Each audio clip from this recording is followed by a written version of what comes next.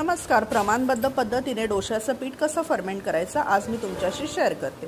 बघा, इथे मी 1.25 ग्लास साधारणतः उडदाची डाळ घेतलेली आहे आणि 3 ग्लास इथे तांदूळ घेतलेला आहे.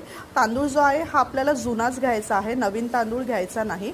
इथे हा मी रेशनचा तांदूळ वापरलेला आहे. जेवढा तांदूळ जुना असेल तेवढं तुमचं पीठ चांगलं फर्मेंट होतं. आता बघा, हे जे तांदूळ आणि डाळ आहे हे चांगले 5-6 वेळेस चोळून तुम्हाला त्यातली जी डस्ट असते ही काढून टाकायची आहे आणि चांगल्या प्रकारे एकदम स्वच्छ तुम्हाला हे तांदूळ आणि डाळ धुवून घ्यायचे आहे. आता इथे मी तांदूळ धुतल्यानंतर डाळही धुवायला घेतलेली आहे. तर डाळ इथे तुम्हाला असे बघा, हा सगळा असा फेस निघेल तो सगळं असं स्वच्छपैकी तुम्हाला ही डाळही धुवून घ्यायची आहे. आता डाळ आणि तांदूळ धुवून झाल्यानंतर इथे साधारणतः अर्ध बोट पाणी वरती मी ठेवलेलं आहे.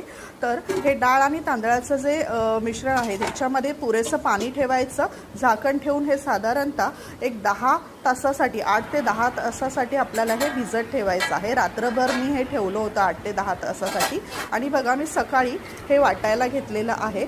तर आता काय करायचं आहे की तुम्हाला हे डाळ आणि तांदूळ हे थोडं मिक्स करून मिक्सरमध्ये एकदम पातळसर तुम्हाला हे मिश्रण वाटून घ्यायचं आहे. बघा, इथे मी डाळ थोडी तांदूळ थोडं असं मिक्स करून हे दोन्ही मिश्रण वाटणार आहे. आता हे जे मिश्रण आहे हे एकदम स्मूथ वाटायचं आहे. बघा, तुम्ही बघू शकता हे अशा प्रकारे स्मूथ मिश्रण तुम्हाला करायचं आहे म्हणजे तुमचं पीठ पटकन चांगल्या प्रकारे फर्मेंट होतं आणि डोशासाठी एकदम चांगलं पीठ तयार होतं. बघा, आता सगळं मिश्रण जे आहे डाळ आणि तांदळाचं मी ते वाटून घेतलेलं आहे.